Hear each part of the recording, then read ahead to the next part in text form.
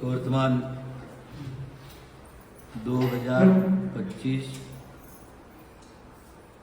उस धारवाड़ जिला के अंदर वरुण क्षेत्र उसके निर्माता नवग्रह तीर्थ के और सुमेरु पर्वत के युवाचार्य गुणधर जी महाराज साहब बड़े परिश्रम से नवग्रह तीर्थ निर्माण किया। उसका पंचकल्याणक प्रतिष्ठा 8 साल पहले हो गई। अभी विश्व प्रसिद्ध सबसे ऊंचा आकाश को छूने वाला, ऐसा लगता है चांद और सूर्य को छू रहा हो, इतना ऊंचा सुमेरु पर्वत का निर्माण किया, जिसमें 16 तीर्थंकरों की 16 मूर्तियां स्थापन होगी।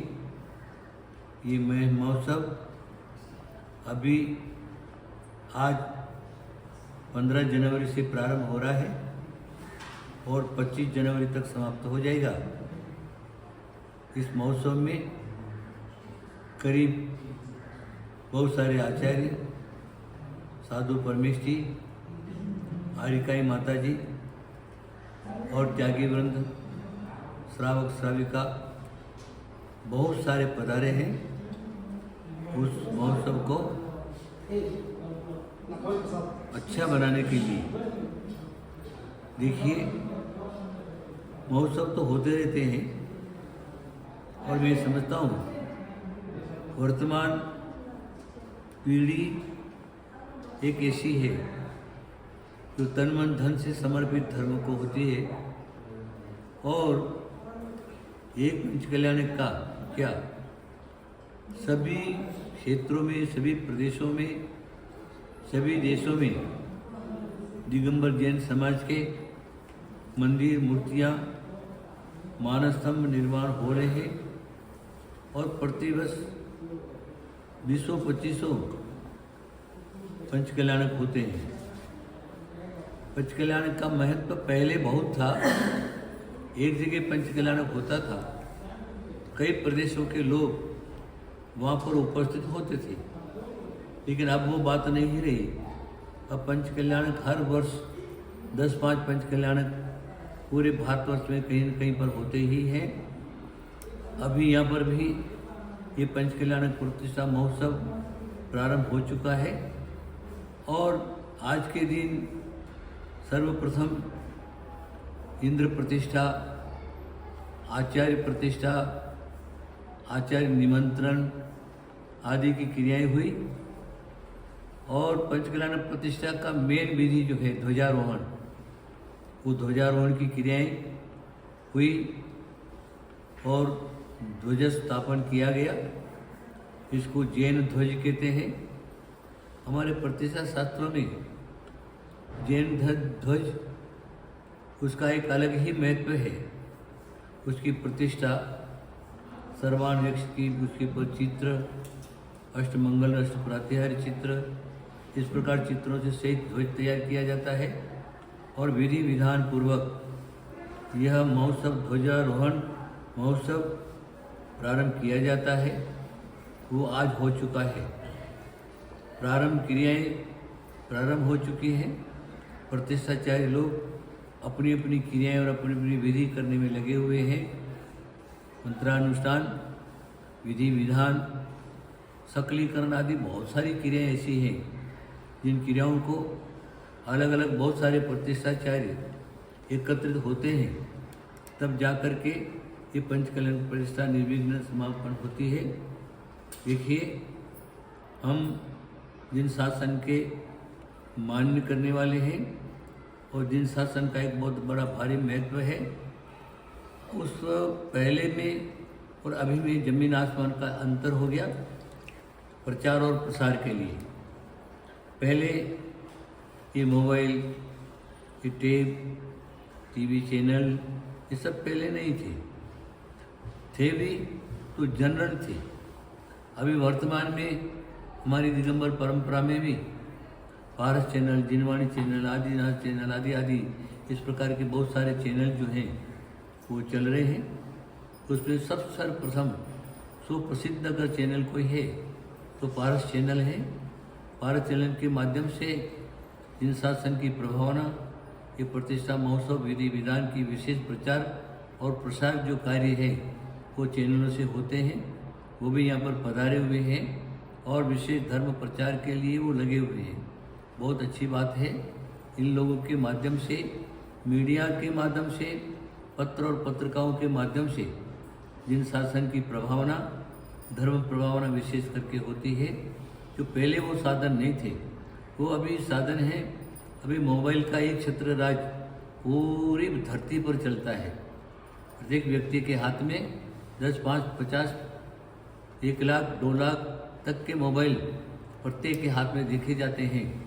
और प्रत्येक मोबाइल जिसके हाथ में है वो हर एक प्रकार का कहीं न कहीं किसी प्रकार का शूटिंग उसका चालू रहता है।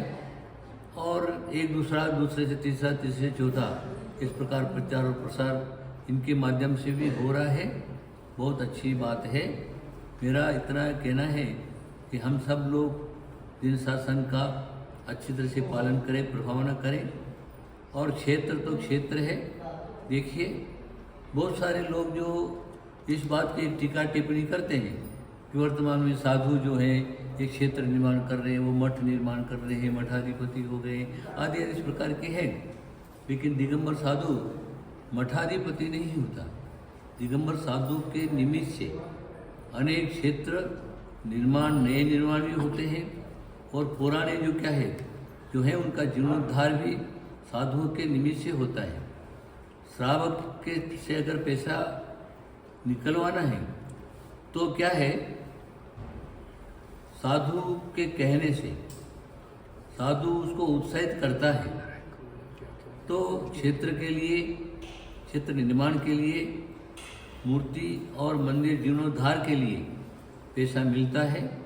उससे ही तीर्थ क्षेत्र आदि आदि का निर्माण होता है। वर्तमान में हमने देखा है पूरे भारत भ्रमण काल के अंदर अनेक प्रकार के पुराने अतिशय और सिद्ध क्षेत्र हैं, लेकिन वो जीर्ण शीर्ण हैं। उनकी दुर्दशा है क्योंकि वहाँ पर किसी प्रकार के किसी आचार्य परमेष्ठी या साधु परमेष्ठी का हाथ नहीं होने से वो जीर्ण शीर्ण अभी भी पड़े हुए हैं। अगर वो कार्य कोई साधु संत या आचार्य परमेष्ठी या हरिका माता जी उस काम को हाथ में लिया तो उस मंदिर का या मूर्ति का जीर्णोद्धार अच्छी तरह से हो सकता है। इसलिए साधु लोग जो क्या है, ये पुण्य कार्य है। ऐसा लिखा हुआ है, नया मंदिर बनाने की अपेक्षा पुराने मंदिरों का जीर्णोद्धार अगर होता है तो चतुर्गुण गुण ज़्यादा होता है। अभी वर्तमान में काल कार्य प्रारंभ चालू है। सभी लोग, श्रावक भी, श्राविका भी, साधु संत भी, हरिका माताजी भी, सभी लोग तीर्थ क्षेत्र की तरफ उनका ज़्यादा दृष्टि है। और वो जो क्या है, जगह जगह जा कर के श्रावकों को उत्साहित करके और जिन मंदिर मूर्तियाँ, मानसम, तीर्थ क्षेत्र आदि का नवा निर्माण और जीर्णोद्धार इस प्रकार का कार्य हो रहा है। हालांकि तीर्थ कमेटी भी है, महासभा कमेटी भी आदि वर्तमान में अनेक प्रकार की कमेटी और समितियां हैं, वे अपने अपने काम में लगे हुए हैं। लेकिन तो भी साधु के निमित्त से जो कार्य होता है वो श्रावक नहीं कर पाता।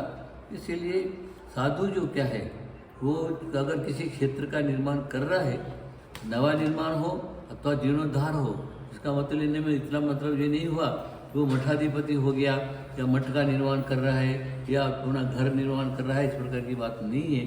साधु पुण्य क्षेत्र पर आत्म कल्याण के लिए वो इस मार्ग पर लगे हुए हैं। ये पुण्य कार्य है, साधु क्यों पीछे रहे, इसलिए ये कार्य अवश्य होना चाहिए। और नवग्रह निर्माण जो कार्य जो है, हमारे शिष्य युवाचार्य गुंडन जी महाराज अगर नहीं होते तो ये न तो नवग्रह तीर्थ निर्माण होता और न ही यह सुमेरु पर्वत जो क्या है उसका निर्माण होता। आज वर्तमान में देखा जाए इतना ऊंचा कार्य जो क्या है कोई भी उसको नहीं कर सकता, लेकिन साधुओं के निमित्त से इतना ऊंचा कार्य भी करीब 450 फुट ऊंचा सुमेरु पर्वत का निर्माण हुआ।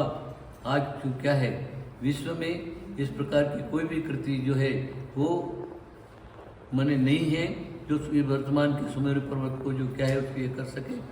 इसीलिए निर्माण हुआ पंचकला में प्रतिष्ठा हो रही है। मैं समस्त दिगंबर जैन समाज को और चैनल के जितने भी कार्यकर्ता हैं उनको भी, सबको, और तीर्थ निर्माण करने वालों को भी मेरा बहुत बहुत आशीर्वाद आशीर्वाद आशीर्वाद। विश्व शांति के लिए ही कार्य होते हैं। महावीर भगवान की जय।